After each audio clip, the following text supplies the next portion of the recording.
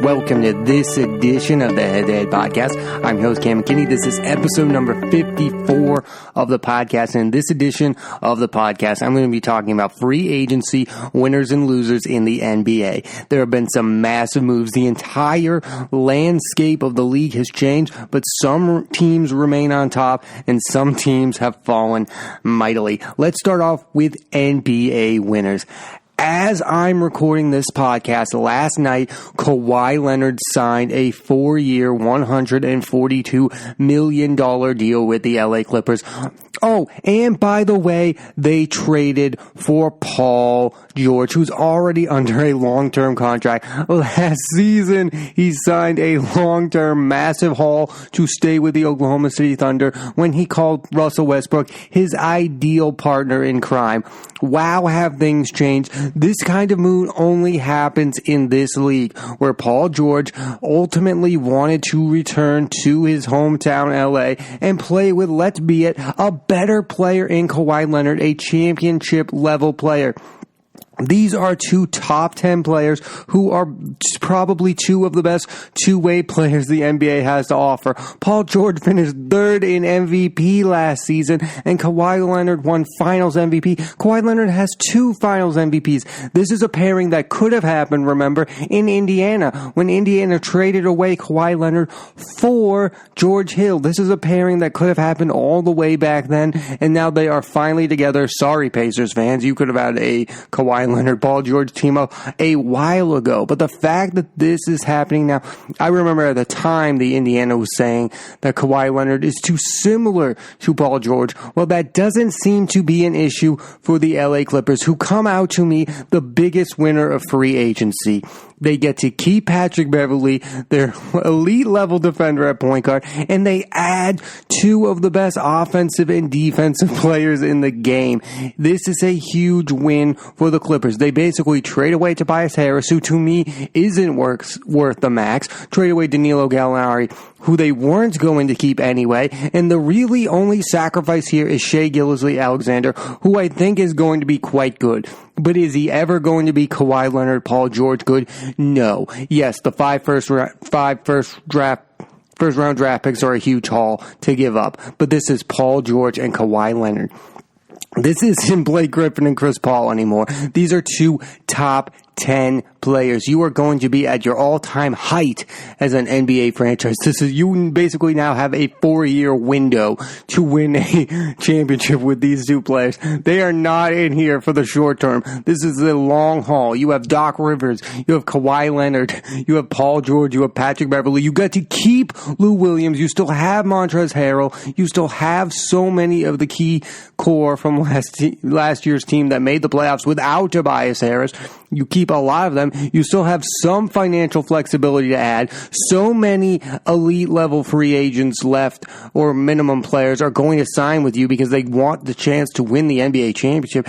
The LA Clippers are the clear number 1 reigning team this offseason. They have definitely won the offseason. And the fact that Kawhi, his team, and the Clippers were able to keep this Paul George team up a secret is a huge win for them. I mean, the fact that no one saw this coming is gigantic. It is a move that no one in the league predicted was going to happen. Paul George, a year after saying that Russell Westbrook was his ideal partner, a year after choosing a small market Oklahoma City Thunder to basically stay with them. Everyone thought he was going to stay there and then sign another max. Now it seems like LA is his clear home. This is his 3rd team now. This is one wild pickup that no one saw coming. And the fact that they basically acquired him and Kawhi Leonard is a huge victory for the LA Clippers. They are no longer little brothers in LA. They have fortified themselves to be the better basketball team going forward. So they are my clear number 1 winners in NBA free agency. The fact that you turn Tobias Harris, Danilo Gallinari, Shai Gilgeous-Alexander, and a bunch of first-round draft picks that weren't even yours. Remember, they acquire a bunch of these first-round draft picks this offseason and turn that into Kawhi Leonard and Paul George. They're the best-run organization, and now they have the best players to go along with it. So, best organization and best players, I think that means they're my favorite to win the NBA championship next season. The other big winners this free agency, the Nets land Kyrie Irving and, oh, by the way, Kevin Durant. And the odd one in this pairing is DeAndre Jordan. That he's the third wheel, and they wanted him, and they signed for less to get DeAndre Jordan a $10 million contract. I'm sure the Nets wish that the Kyrie and KD wanted to play with a better third player. I mean, DeAndre Jordan is past his prime. He's going to get his 10 rebounds, but they have Jared Allen, who, by the way, is probably better than DeAndre Jordan at this point. The Nets get to keep their young core, and they get Kevin Durant and Kyrie Irving. But to me, the big mystery here is the first year. Now that Kawhi and Paul George are on the Clippers, the Nets are not going to be championship contenders the first year, but will Kyrie Irving be able to mold and lead this team better than he would my Boston Celtics? We shall see, but this is a huge victory for this team. But there is a cautionary tale to this. This is not the first time the Nets have seemingly won an offseason. Remember, they added Joe Johnson and Darren Williams, and those guys wanted to team up with one another. Then they had Kevin Garnett and Paul Pierce. They had a star team at one point, and that blew up in their face. Just because you get the stars doesn't mean it's going to work out. Now, Kenny Atkinson is a good head coach. I think they're going to be a really good basketball team at some point. If Kevin Durant returns to form, that's a huge question. His injury concerns is clearly relevant in this equation, but I think this is a move that had to be done for this team. This is the team that needed to take that next step. They definitely beat the Knicks in becoming the team of New York, so now the Clippers and the Nets are the teams of their cities. That is a huge victory for both teams. I like these moves. I like Kevin Durant's move, obviously, and I like the Kyrie Irving move. Is Kyrie going to love it there? Kyrie didn't love Cleveland. He didn't love Boston. Is he going to love Brooklyn? Only time will tell, but this is a move that they had to make. Although the Nets have won the offseason before, and they've won it again. But will this time that equal victory? Or will it end up in shambles like it did before? I mean, there is a concern of getting rid of D'Angelo Russell, overhauling that young team that aspired for something. That's always a concern for me. The Clippers, I don't think, had that same concern because they didn't have that young star play. I mean, Shai Gilgeous-Alexander's nice, but he's not D'Angelo Russell nice. I think it's a bigger risk for the Nets to overhaul than it is for the Clippers. So that's why I think that's an interesting move. But this team clearly is one of the big winners in free agency right now. To get two, again, top 10 players to join your team is a huge win for the Nets, who take over New York. Let's talk about the second biggest winner of free agency in the Western Conference for me. That is the Utah Jazz. 2 years ago, we all thought it was over for the Jazz when they lost Gordon Hayward to the Boston Celtics. Then they get this young, exciting rookie, Donovan Mitchell, and now they are building a core around him. They add Bojan Bogdanovic to the mix, who had a career postseason against my Boston Celtics. He was a force in that series. He's a great three-point shooter, and I thought it was a brilliant move to add him to the mix. They wanted to get Nikola Mirotic. He went off to Europe, so they add Bogdanovic to add to Mike Conley. Mike Conley is a seriously really good point guard. He's not elite level. He's not a top 5 point guard. He's somewhere in the top 10, but I love the move of adding him, and I love the move. You replace Rubio with Conley. That's a huge upgrade. You get Bogdanovic, you replace him, you get him and you replace Derek Favors. That's a huge upgrade. This team is upgrading their roster to go around with the core of Gobert and Donovan Mitchell, which is the right way to go. This team is on the rise. Quinn Snyder is one of the most underrated coaches in the league right now. If you ask me, the Utah Jazz are the second best team in the Western Conference, only behind the Clippers, who I've talked about. This was a huge offseason for the Jazz. Bogdanovic is a serious scoring big that you add to go with Mitchell. Now Mitchell can play off ball more with Mike Conley. This team is going to win 55 to 60 games pretty easily in the West, I think. I love this team. I love this team's roster right now. They have a nice bench. This is a team to look out for. If you're not expecting the Jazz to be very good, you are quite frankly wrong. Donovan Mitchell now gets to be the 25 points per game score without having to pass the ball because Conley's going to be there. Now, health concerns for Conley are true, but now you have another option if Conley goes down and Bogdanovic to score the ball. That was the problem with the Jazz last year. Not enough guys to score the ball. And now you have the reigning defensive player of the year in Gobert. They're a nice team, and they will contend for a championship. Let's head back east and talk about a team that also won free agency here. The Indiana Pacers, with a surprise move, meet an offer sheet with Malcolm Brogdon for $85 million and steal him from the Milwaukee Bucks. To me, Malcolm Brogdon is a Marcus Smart type player, but now you go with a backcourt with him and a healthy Victor Oladipo, and you become probably the best defensive backcourt only to the Clippers. Yeah, that team that has Kawhi, Paul George, and Patrick Beverley. But the Pacers have a pretty good defensive backcourt of their own. And they add Jeremy Lamb for 3 years, $30 million. He's a scoring player. So you replace some of the scoring you lose in Bogdanovic, and you get Malcolm Brogdon, who is a 50, 40, 90 guy. He'll shoot 50% from the field, he'll shoot 40% from free, and 90% from the free throw line. There are only a handful of NBA players who are able to do that, and Malcolm Brogdon is a rare talent who won Rookie of the Year, by the way,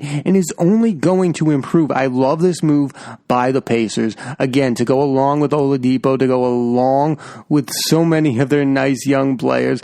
They have a nice core there with Miles Turner and Victor Oladipo, and to fill around that is a nice move. They also acquire TJ Warren and TJ McConnell. Yes, the Indiana Pacers have 3 guys on their roster named TJ. Those are 2 nice pieces. TJ McConnell was a force against the Boston Celtics in the NBA playoffs last season. I like that move, so you get a backup point guard. You basically replace your point guard who retired, Darren Collison, with Malcolm Brogdon and TJ McConnell. I think that's a huge upgrade. I think the Indiana Pacers are on the rise. They have 2 of the best young bigs in the league right now in Miles Turner and Sabonis. Sabonis is a beast, just like his father, a great young passing big man.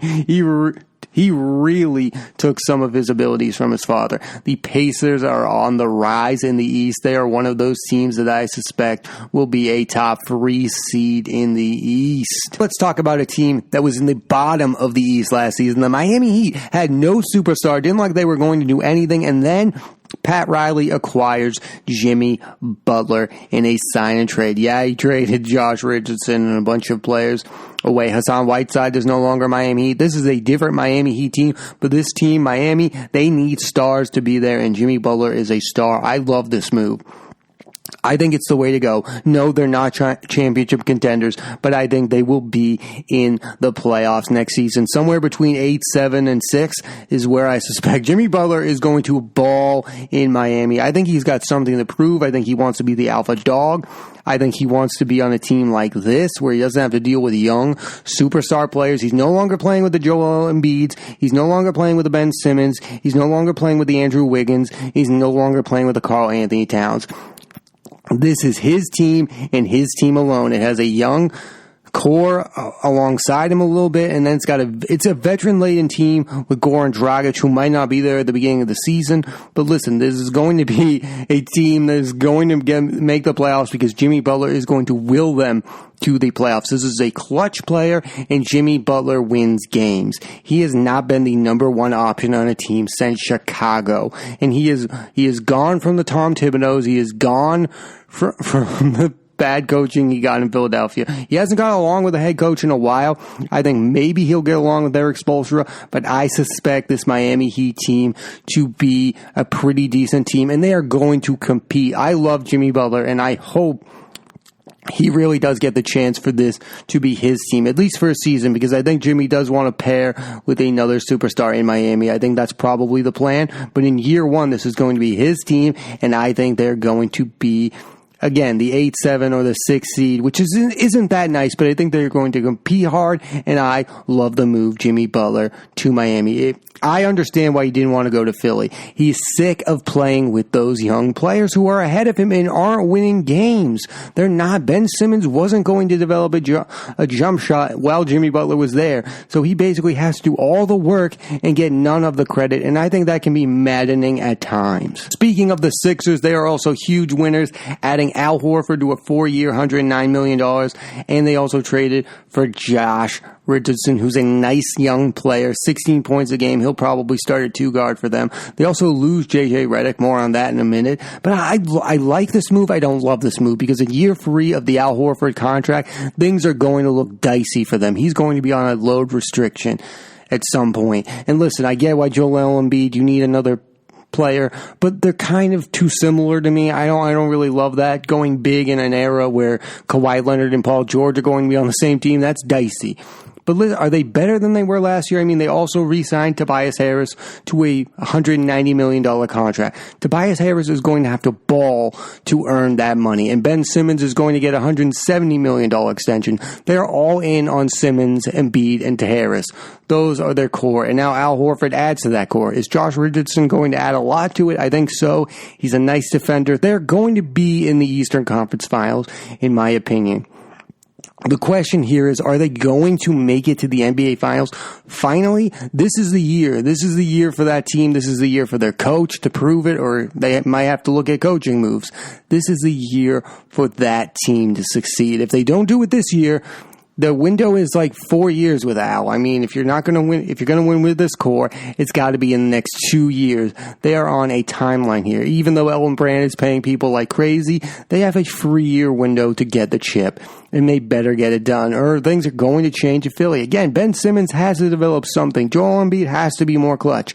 And now, without their clutch player, Jimmy Butler, Tobias Harris has to step it up, and I don't know if he will. Even with all those questions, I think they are winners, because they did add Horford and Richardson to the mix, who are winners in my mind. And now let's talk about the Pelicans, who also were winners in free agency. Not only did they draft Zion Williamson, they had J.J. Redick and Derek Favors to go along with a young core that's going to include Lonzo Ball, Brandon Ingram, and Josh Hart. That is a nice bunch of players right there. That is a good nucleus of players. They are adding to their team. Zion Williamson doesn't have to do all the heavy lifting early on. Still have Drew Holiday in the mix to guide the way and be your best player for a year while Zion is developing. And then you add Redick and you add Derek Favors, who is a nice piece. And you still have Jahlil Okafor, who showed you something last year. This is going to be an exciting Pelicans team that, to me, could be the 8th seed in the West. They'll be competing with the Sacramento Kings of the world for that spot, the San Antonio Spurs of the world, now the Oklahoma City Thunders of the world without Paul George. I mean, they'll be competing for a playoff spot, which is it's a brilliant way to go. I mean, they have done a brilliant job since David Griffin has done a brilliant job since becoming president of basketball operations. Oh, he doesn't get credit for getting Zion, but he does get credit for getting J.J. Redick, Derek Favors, Lonzo Ball, Brandon Ingram, and Josh Hart to the mix. Get all the young players, add some veterans to it, and you have yourself a heck of a basketball team. What a move for David Griffin and the Pelicans. A clear step up from where they were. They were abysmal last season, losing Anthony Davis and all that chaos, and now they have rebounded nicely. All those teams are winners, and there are losers. There are some teams that are in between winning and losing this offseason, so we'll go through them very fast. The Celtics signed Kemba Walker and Enes Kanter. Listen, I'm not going to call them winners, and I'm not going to call them losers. They're my team, but they did lose Kyrie Irving, Al Horford, probably Marcus Morris, Terry Rozier. That's not a huge loss to me, but listen, they did lose many of their core players last season, and even though they weren't great, Kyrie Irving is better than Kemba Walker, and I would have liked to have kept Al Horford. They are somewhere in between. I don't know if Kemba Walker's the answer, but it's something that they had to do. And Enes Kanter's a nice little pickup, but again, it's not a massive move. So they are in the in-between. The Warriors, they lose Kevin Durant. They were able to keep Klay Thompson. They're somewhere in between. They signed D'Angelo Russell. I like the move. I don't love the move. They get Willie Cauley-Stein. They re-signed some of their players. It's a nice offseason for the Warriors. But listen, you lose Kevin Durant, I'm not going to call you winners. They're in the in-between. How about the Sacramento Kings? They keep Harrison Barnes. They add Trevor Ariza. They're a nice team. I don't love them. I mean, I think a lot of their Marvin Bagley Jr. needs to take the next step. A lot of their young players need to take the next step. They didn't get that huge free agency move I thought they were going to do. I thought they were going to land Horford possibly. They didn't. Maybe there's another move to be made there, but they did not win the offseason. They did not lose the offseason. And finally, the Lakers. Listen, they didn't get Kawhi Leonard. They did trade for Anthony Davis, and they did sign Danny Green. They re-signed Caldwell Pope. They got JaVale McGee back. There's some nice moves to be had for the Lakers. I'm not going to call them losers because they end up with Anthony Davis. But listen, they did lose out on Kawhi, and that's a bit of a loss. But they're not huge losers in all of this. It's a nice offseason for the Lakers. It's maybe not the dynasty offseason we all thought they were going to have. I think they're going to keep Rondo, and they'll be in the mix from some other player. Maybe they'll sign DeMarcus Cousins. That wouldn't be a great move, but it'd be a move. Now let's talk about the losers of the offseason. If you want to talk about my biggest loser of the offseason, it's the Houston Rockets, because they are no longer clear favorites to come out of the West now that the Warriors are decimated. You have the Clippers, you have the Jazz, you have the Nuggets, and the Rockets have kept their rosters the same. They're nice, but they didn't win. They didn't get Jimmy Butler. They didn't do all those moves. They didn't trade Clint Capella. They've done nothing to improve their roster, while other teams have improved rather nicely. I think they're losers in all of this. I do. The Lakers are rising. The Clippers are rising. The Jazz are rising. And some of those other teams are rising, and they could fall to the 6th seed in the West. That is not out of the possibility. I think they're a top 4 seed, but they are clearly not the title contending team I once thought they were. I think I would be shocked at this point if the Houston Rockets won a championship next season. So that's why they are on my losers list. Next, maybe the biggest loser of them all, the New York Knicks. They lose their market to the Nets. They don't land KD. They don't land Kyrie. They land Julius Randle. That is not that nice of a move. He's a nice player. Listen, I get you get RJ Barrett. Maybe you can develop him into a star. But when it comes to free agency, you lost out. You got some nice pieces, but they're not star-making pieces. In Madison Square Garden, the mecca of basketball, you need stars. How about the Bucks? The Bucks are on my loser list because they overpaid for what they already had. They overpaid Chris Middleton by about $20 million, in my opinion. And you could say the same for Brook Lopez. And they got Robin Lopez. Why are they paying the Lopez brothers? Makes zero sense to me. $52 million for a guy that you developed into a 3-point shooter seems a bit much to me. Couldn't you just develop another guy? You also lose Mirotic to Europe. You lose Brogdon. I think that's a huge loss defensively. This is your year to prove to Giannis Antetokounmpo to sign with you long term. You're going to have to at least go back to the Eastern Conference Finals to do that, and now that's in question. I think this was a bad free agency for the Milwaukee Bucks. And the Charlotte Hornets, to me, are losers too. 3 years and $58 million for Terry Rozier, and you lose Kemba Walker? That's messed up beyond belief. You wouldn't sign Kemba Walker to the max, but you'll give Terry Rozier $58 million to go along with Nicholas Batum, who you've overpaid, and a bunch of other guys like Michael Kidd-Gilchrist that nobody cares about. Those are my losers of NBA free agency. And my final point on this free agency winners and losers podcast is that the NBA fans themselves are the biggest winners, because parity is back. There is no longer a clear title favorite. You have teams like the Clippers, the Lakers, the Nuggets, the Sixers. There are so many teams. I think I'd put maybe the Celtics in that, the Rockets in that. There are teams, the Jazz, the Pacers. Miami is now competing. Every team is competing at this point. NBA parity has returned to form. There is no clear title contending. Next season is going to be one of the most exciting seasons in basketball history. There is no longer that inevitable thought that the Golden State Warriors are going to win a title, because guess what? They didn't win. The Raptors did, and now the Raptors lost out on Kawhi Leonard. So now they return to form, and now the East and the West are wide open. I can't even predict who will make the NBA Finals. NBA fans are the biggest winners here because parity has returned. Thanks for listening to this edition of the Head to Head Podcast. I'm Cam McKinney. There'll be a new episode of the Head to Head Podcast every Monday on Apple Podcasts and iTunes. Please rate, review, and subscribe. Thanks again for listening.